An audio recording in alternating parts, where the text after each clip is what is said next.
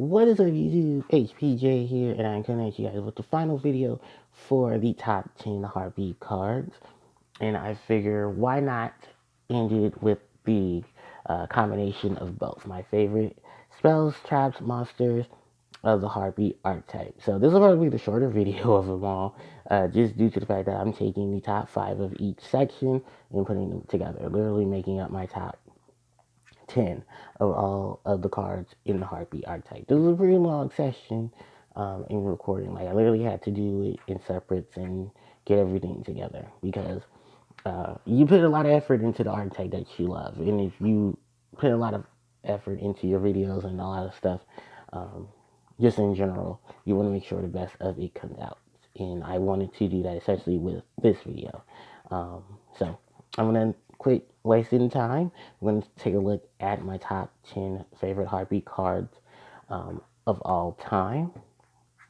And we're actually going to start it off, of course, with the top 10, no, the top 5 of the monsters. And those slots are Harpie Oracle, Harpie Conductor, Harpie, Cyber Harpie, Lady, Harpie Perfumer, and Harpie Channeler.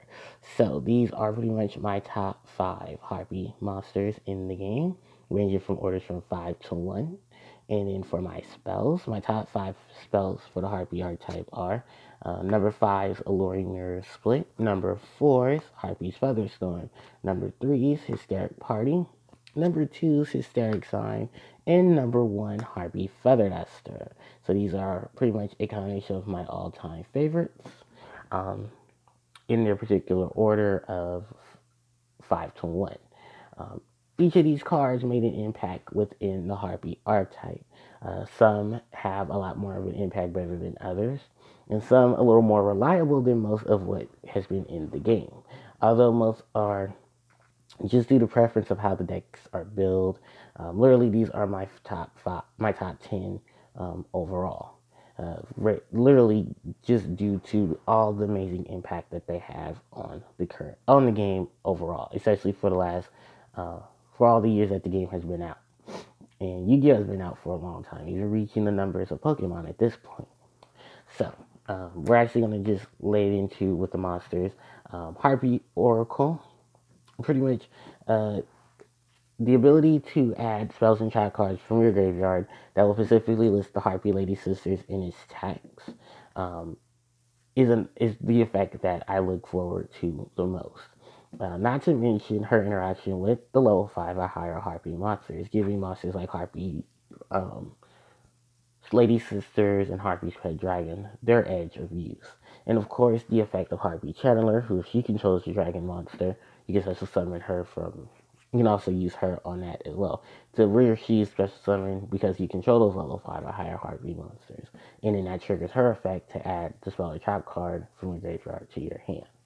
So I know most people do oblige to not really play her because you do need that interaction with a high level Harpie. It can be viable. It's just how much of a will are you to go to make Oracle useful enough to help you with those types of situations.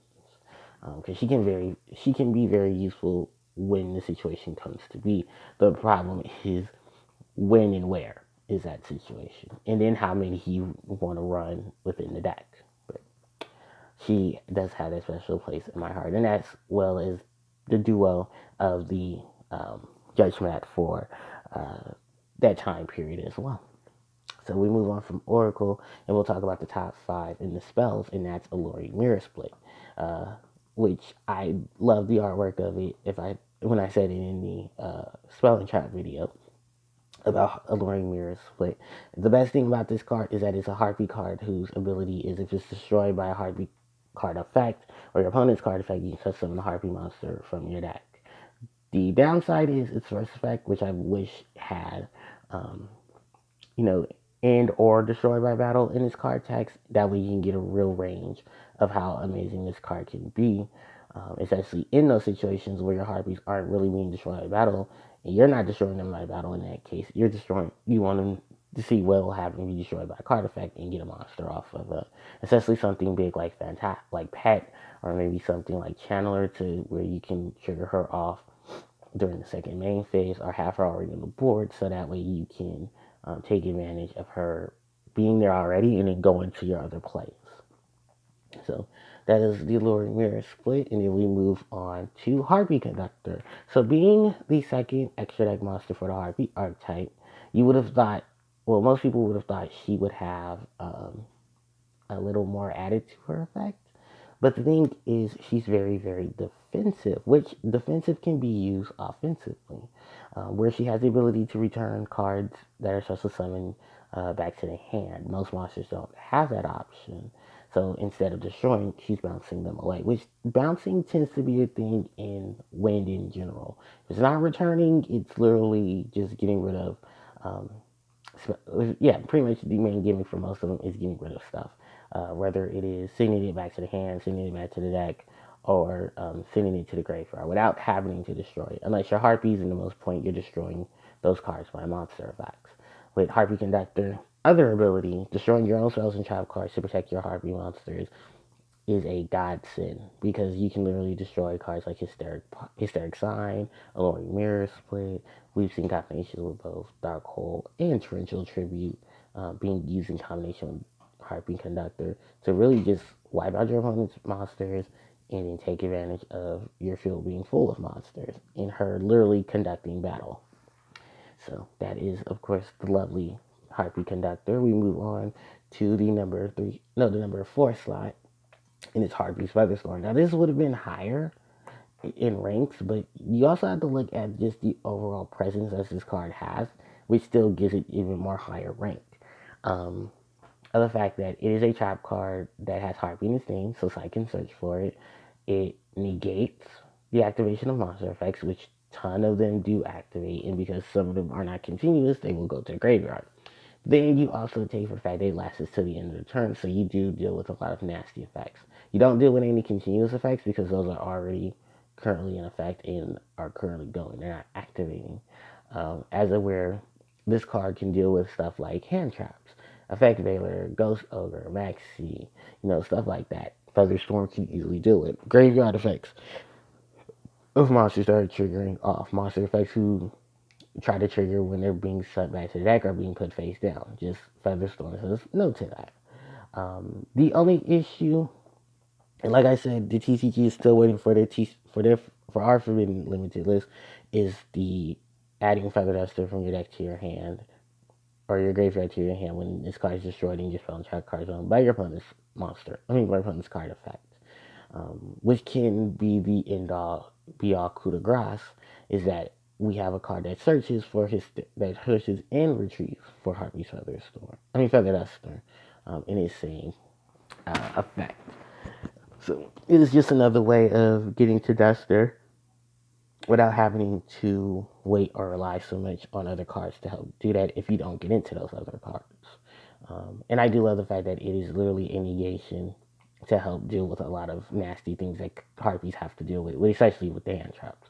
But I think for the fact that it's a art type exclusive type of card, helps it even more. I mean, you can play it on Winged Beast, but the card itself was specifically meant to help Harpies deal with a lot of the monster effects.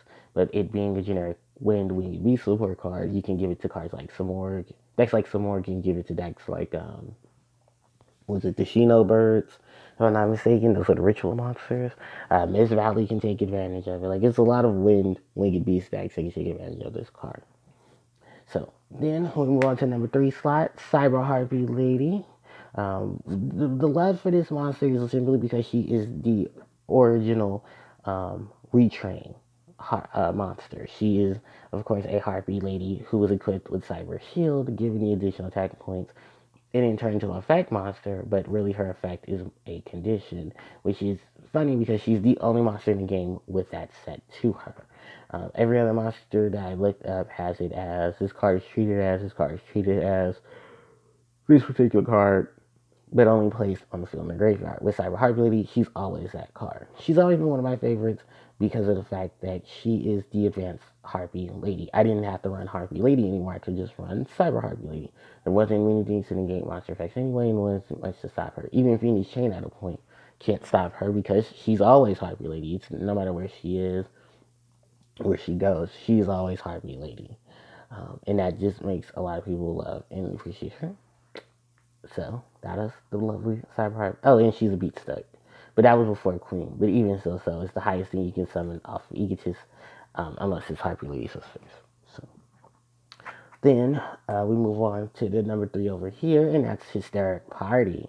One of my favorite Harpie trap cards in the game, literally because of the fact that it is the card that gets all the Harpie monsters back to the field from the graveyard. You can go into your link plays, your exceed plays. If you got some tuners, you can try to go off with you can go around with your synchros. Like, you just have a good range of cards with this card. You have offense, defense. You just have everything when it comes to this card, and it's an amazing trap card. And literally, it being reprinted so late in was only due to the fact that Harpies were getting the support when Tachyon and Joey's World came out. It's also a great thing that it did clarify a lot of its rulings, especially in combination with Harpie's Hunting Ground, because that was an issue for a long period of time. But now, since that's been fixed up, you're good to go with his third party. And then we move on to the number 2 slots. Harpies, Harpie Perfumer. I said Harpie Perfumer. No, she's Harpie Perfumer. And this was a monster that I was so excited for because she has the ability to search for the spells and traps that include Harpie Lady Sisters, which sadly enough, the number 2 slot of the spells and trap cards could not do, and that was Hysteric Sign. While Sign searched for all cards with Harpie in its name, it left out all the cards that didn't have Harpie in its name, but had Harpie in its text, or Harpie Lady Sisters in its text, which is where Perfumer came in, and she can get those cards, which,